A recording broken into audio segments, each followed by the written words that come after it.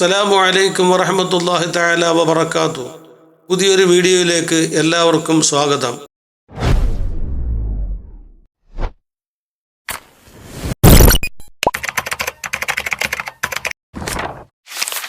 പരിശുദ്ധമായ ദീനുൽ ഇസ്ലാം ഈ ലോകത്തേക്ക് കടന്നു വരുന്നത് ജാഹിലിയ കാലഘട്ടത്തിലുള്ളതായ അന്ധവിശ്വാസങ്ങളെയും അനാചാരങ്ങളെയും പൂർണ്ണമായിട്ടും നിർമ്മാർജ്ജനം ചെയ്തുകൊണ്ടാണ്.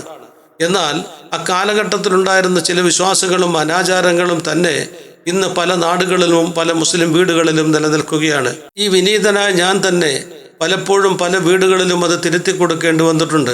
അതായത് ഒരു വ്യക്തി മരണപ്പെട്ടാൽ ആ വ്യക്തിയുടെ മയ്യത്ത് അടക്കം ചെയ്യപ്പെട്ടതിന് ശേഷം 40 ദിവസത്തോളം ചില വീടുകളിൽ ചില പാത്രങ്ങളിൽ വെള്ളം ശേഖരിച്ച് അഥവാ കുടങ്ങളിലൊക്കെ വെള്ളം ശേഖരിച്ച് വീട്ടിൻ്റെ മുൻഭാഗത്ത് സൂക്ഷിക്കുമായിരുന്നു. പലരോടും ചോദിക്കുമ്പോൾ അവർ പറയുന്നത്, ഞങ്ങളിൽ നിന്നും മരണപ്പെട്ടതായ വ്യക്തിയുടെ ആത്മാവ് വന്ന് കുടിച്ച് അവരുടേതായ ദാഹം ശമിക്കട്ടെ എന്ന ആഗ്രഹത്തോടു കൂടിയാണ് വെക്കുന്നത് എന്നാണ്. എന്നാൽ പരിശുദ്ധമായ ദീനുൽ ഇസ്ലാമിൽ ഇങ്ങനെ ഒരു വിശ്വാസത്തിന് യാതൊരു വിധമായ സ്ഥാനവുമില്ല.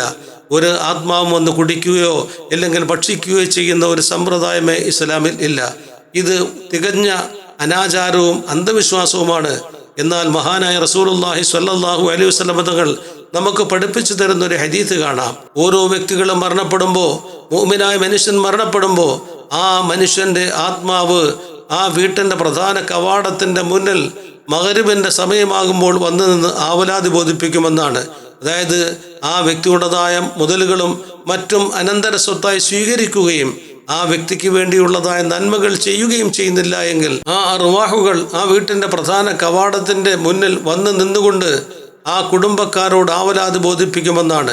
അതായത് ആ മരണപ്പെട്ടതായ വ്യക്തിക്ക് വേണ്ടി ദുആ ചെയ്യുകയോ ദാനധർമ്മം ചെയ്യുകയോ അതുപോലെയുള്ളതായ സൽക്കർമ്മങ്ങൾ ചെയ്യാതിരിക്കുകയോ ചെയ്യുമ്പോൾ ആ ആത്മാവ് ആ മനുഷ്യന്മാരോട് ആവലാതി ബോധിപ്പിക്കുമെന്നാണ്.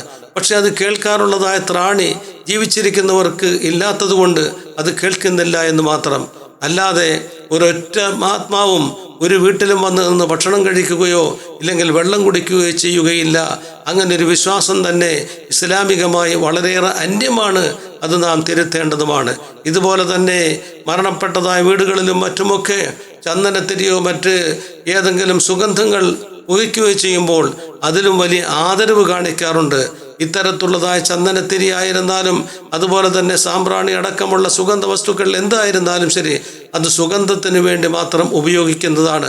അത് നല്ലത് തന്നെയാണ്. പക്ഷേ അതിൽ പ്രത്യേകിച്ചൊരു ആദരവോ ബഹുമാനമോ അതിൽ പ്രത്യേകിച്ച് കാണിക്കേണ്ടതില്ല. അതെല്ലാം സുഗന്ധത്തിന് വേണ്ടി ഉപയോഗിക്കപ്പെടുന്നതായ വസ്തുക്കൾ മാത്രമാണ്. ഇതുപോലെ തന്നെയാണ് മറ്റൊരു കാര്യം കൂടി ഉള്ളത്. മരണപ്പെട്ടതായ വ്യക്തിയുടെ ആണ്ടുകളും അതുപോലെ തന്നെ അനുബന്ധ മറ്റു വിഷയങ്ങളൊക്കെ ചെയ്യുമ്പോൾ അവർ എന്ത് ഭക്ഷണമാണോ കഴിച്ചിരുന്നത് ആ ഭക്ഷണം കൊടുക്കാൻ വേണ്ടി പ്രത്യേകം ശ്രദ്ധിക്കുന്നു. അവർ ഏത് വസ്ത്രമാണോ ധരിച്ചിരുന്നത് അതേപോലുള്ളതായ വസ്ത്രം സദഖ ചെയ്യാൻ വേണ്ടി പ്രത്യേകം ശ്രദ്ധിക്കാറുണ്ട്. ഇങ്ങനെ ആ മരണപ്പെട്ടതായ വ്യക്തി എന്താണോ ജീവിതത്തിൽ ഉപയോഗിച്ചിരുന്നത് ആ ഉപയോഗിക്കപ്പെട്ടതായ വസ്തുക്കളെ തന്നെ ദാനധർമ്മം ചെയ്യുന്നതിന് വേണ്ടി തിരഞ്ഞെടുക്കുന്നതായ സ്വഭാവം പലരിലും ഉണ്ട്. അങ്ങനെ ഒരു വിശ്വാസത്തിന് യാതൊരു വിധമായ അടിസ്ഥാനവുമില്ല.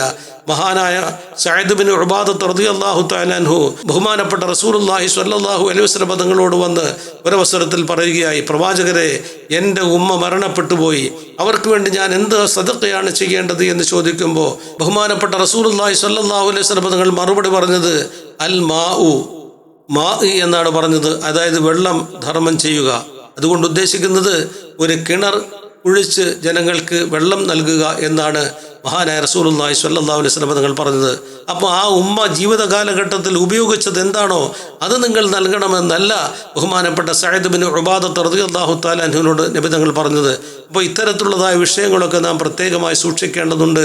അനാചാരങ്ങളെ അനാചാരമായ നിലയിൽ തന്നെ നാം ഒഴിവാക്കുകയും പരിശുദ്ധമായ ദീനുൽ ഇസ്ലാമിൻ്റെ ശുദ്ധമായ വിശ്വാസവും ശുദ്ധമായ ജീവിത സംസ്കൃതിയുമാണ് നമ്മളിൽ ഓരോരുത്തരിലും ഉണ്ടാകേണ്ടത്.